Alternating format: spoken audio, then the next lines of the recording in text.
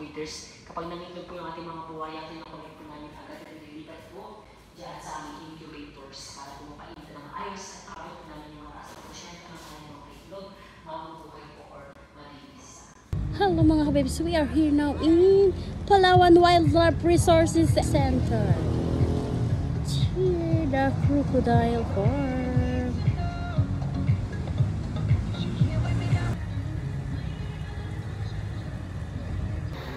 Hello mga kabibs, now we are here in Crocodile Farm, Puerto Princesa City, Palawan. So ayan, samahan niyo ako mga kabib, explore natin ang mga buaya andito sa loob, no? Ayan, shoutout dyan kay Ikom. Ayan, sige, ayusin mo pagperma-perma dyan mga kabibs. Mayroon po tayong entrance, napakamura lang po. So ito yung... Sino nga pangalan ko dati? High school ako nito. Yung isa pa, sino nga yun? Yung pinakamalaki noon? Si Lulong ba yun? From Agusan del Sur. Oo, high school ako nun. Hindi ko wala kampi. Anak ni Lulong. Anak ni Lulong. So ito siya mga kabibs niya. Kunting info lang natin. Ito po ay totoong balat talaga na crocodile. Nakita naman ninyo. Ayan. Tapos ito yung kanyang katawan. Sana all naka-preserve. Diba? As in, kompleto mga kabibs. Bituka na lang ang wala dito. So, ang haba niya talaga. Gamit po yung mga cellphones and camera. Safe naman po nakatipo yung kanyang uso. Hindi po kayo makakagat. Makakabuhat lang po kayo ng ganito kalaking buwaya. Joke lang po. Maliit lang po, 3 to 5 years old lang. Kaya lang po haba. So bago po tayo pumunta doon, ipakilala ko lang po muna sa inyo. Ito po ay tunay na buto at balat ng isang buwaya. Siya po si Rio from Rio Tuba River, Bataraza, southern part po ng Palawan. 17.6 feet or 5 meters. Si Lolo po from Agusan del Sur sa Mindanao. Sukat niya po ay 20.3 feet or 6 na metro. Mas makawala po ng 1 metro kay Rio. So pareho po sila nakatakit, nakapatay po ng isang ng tao. At si Rio po napatunayan po, nalunok niya po yung kanang binti ng biktima. Kanang binti lang po kasi kahit ganito kalaki yung ating buwaya, hindi po nila kayang lumulok ng isang buong tao or malaking pagkain. 1 to 2% lang po ng kanilang bigat yung kaya po nilang kainin or konsumo. Hindi po sila malalakas kumain, mabagal lang po yung kanilang metabolism. Kaya wag po kayo mag-alala na may matitira pa po sa inyo. May kamay pa si Ikom. Okay, so, linawin ko lang po ang crocodile farm po na ito. Hindi po kami lisensyado na magkatay. Kami po ay for conservation lamang. Special project po ng DNR. Yung mga nabibili po natin sa crocodile farm po na ito ng mga crocodile sisig, galing pa po yun sa mga licensed farm ng Teresa Rizal, Davao and Tarlac. Hindi po kami nag-i-import. Ang nag-i-import po yung mga tenants po namin dati dito sa crocodile farm. Okay, proceed na po tayo. Okay. So sa buong mundo, meron na tayo 28 po ng uri ng buwaya. Sa Pilipinas po, 2 lamang po ang meron po tayo. Pinakauna po doon yung Philippine crocodile. Ito po, Philippine crocodile or freshwater crocodile. Makikita lang po sa northern part ng Luzon and sa western part po ng Mindanao. Sa Palawan po, wala pong ganyan. Ang meron po sa Palawan sa wild, sa Bataraza, Palapa, doon yung saltwater crocodile or Indo-Pacific crocodile. Nakalahi po ni Lolong at ni Rio na pinakamalaki, pinaka-agresibo pong lahi ng buwaya sa buong mundo. Sila po yung lumalaki po ng 6 to 7 meters long. Hindi po tulad ng ating mga Philippine crocodile. Cute lang po, maliit lang, Pinoy na Pinoy. Diba? Ganang solid. Dito po sa crocodile farm po na ito, may makikita po kayong Philippine crocodile. Bali, pinadala po sila dito para po dito paramihin at i-breed para po kung sakali magkaroon po ng tsansa na makapagpagpunta po pwede po natin pakawalan para matuto pa po sila maghanap po ng sarili po nilang mga pagkain. Malalaki po kasi lumaki yung anak po nila pwedeng katayin for skin and for meat. Hands off po tayo dito, pwede po mag-video and pictures, wala lang pong flash para hindi po sila ma-stress. Magtatagalan po tayo dito po ng 2 hanggang 3 minuto po. Welcome to Jurassic Park. Wow! Ito po yung kanilang mga please hands off.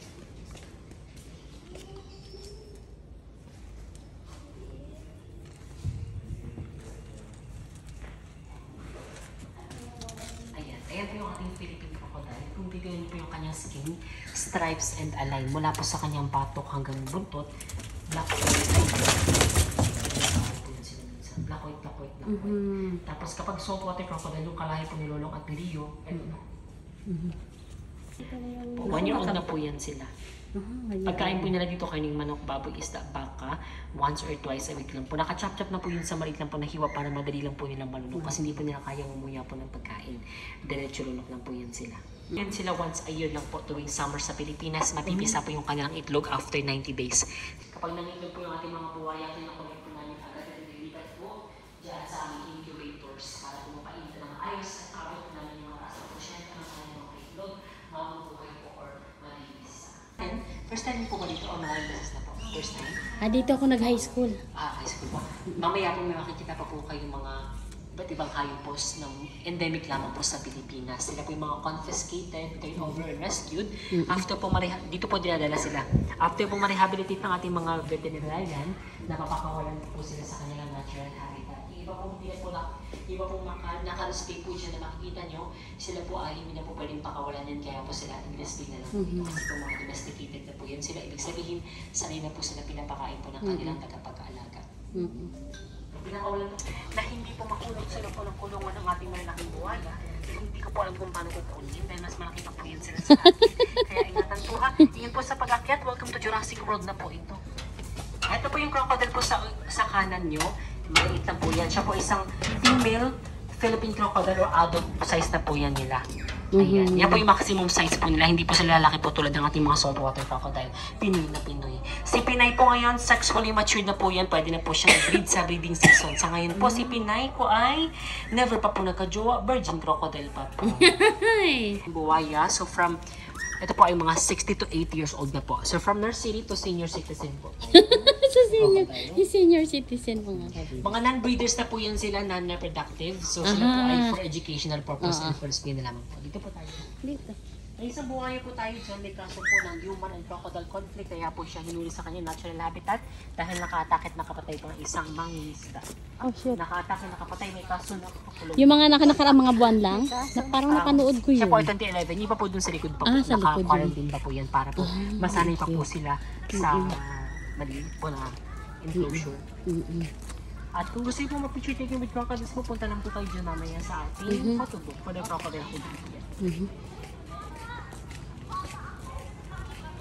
Na hindi po makulong sila po ng kulungan ng ating malalaking buwaya. Hindi ko po alam kung paano kukunin dahil mas malaki pa po yan sila sa atin. Kaya ingatan po ha. Tingin po sa pag-akyat, welcome to Jurassic World na po ito. Ito po yung crocodile po sa kanan nyo. Maliit na po yan. Siya po isang female Philippine crocodile o adult size na po yan nila. Ayan. Yan po yung maximum size po nila. Hindi po sila lalaki po tulad ng ating mga saltwater crocodile. Pinoy na Pinoy. Si Pinay po ngayon, sexually matured na po yan. Pwede na po siya breed sa breeding season. Sa ngayon po, si Pinay ko ay never pa po nagka-jowa, virgin crocodile. Ayan, so napapansin niyo po si Pao, binakalubog po yan siya sa ilalim ng tubig. Hindi po yan siya humihinga. Hindi po nila kayang huminga sa ilalim ng tubig, pero kaya po nilang pigilin yung kanilang paghinga sa loob po ng 2 oras. Talaga? Yes po. So yung tubig po nila dyan, hindi po yan tubig dagat, tubig alat, at tubig tabang po yan. So kaya po nila mabuhay sa tubig tabang and tubig alat kasi may salt glands po sila na nag-fill. 10.7 feet, nandito na po siya since 1987. Uy! 30 years old pa po siya noon, ngayon po 60 to 70 years Wala old nang na po ngipin. yan siya. Meron pa po na konti. Si Kota po ay Kota. dati po nakakulong dati sa breeding area, kaya po siya dinala po dito dahil nangatakit nakapatay na po ng ibang crocodile na kasama niya po doon. Territorial na po kasi basta ganyan na pong size. Normal behavior po nila yan. Sa wild po kasi sa Palawan o sa ibang lugar, ang pagitan po ng ating mga big crocodile basta ganyang kalaki, 1 kilometro po sa isa't isa. Dahil nga po, ito 5 to 10 kilos po. Uy! Per crocodile. Hindi po siya everyday, once or twice a week lang po. Mabagal lang po yung kanilang metabolism. Sa katunayan, kaya po nila mabuhay. So, 3 to 7 years old, yan po yung only in the Philippines. Pinaparami natin sa Palawan kasi po critically endangered na. Kung sakali magkakaroon po tayo ng release program, pwede lang po natin pakawalan, 2 to 3 years old lang po para matuto pa po sila maghantang sarili po nila mga pagkain. Pag medyo malaki na po kasi, like ito yung isa, 5 years old, yan po ay mga domesticated na sanay na pong pinapakain po ng kanilang tagapag-alaga. 0.9 feet, 60 to 70 years old, dating breeder po ng PWRCC. Meron po yan silang 66 na mga ngipin at kaya po nila magpalit ng ngipin hanggang 3,000 times po sa buong lifespan po nila. Sana all po no kapag nabungi, tutubo lang po ulit. Ayan. Ang ating pinakamalaki po, pinakamahaba at pinakamatubig, hindi din po siya humihinga. Kung meron po tayong pinakamahaba, meron po tayo dito pinakamataba. Siya po si Aklan. Wala po sa probinsya ng Aklan. Klaro yan, malinis lang yan. Kasing kamukha na po ni Lolong. Pero mas mahaba pa din po si Makmak. Ayan. Lalo na po pag nakahiga po yun siya dito sa semento. Oo. Kitang-kita mo po yung taba ng katawan niya tsaka yung haba po ng kanyang Babae buto. ba yan siya? Lalaki po. Ayun, tema. Ito po nakatakit na kamatay dito ng isang mangingisda. Yan? Siya po si Mar from Sitio Manabahay sa Rituba, Palawan. Ayan, nasa harapan. Basta kayo po pumasok sa kanilang teritoryo, yung po magagalit po yan sila. So tayo na lang po mag-adjust po sa ating mga buhaya.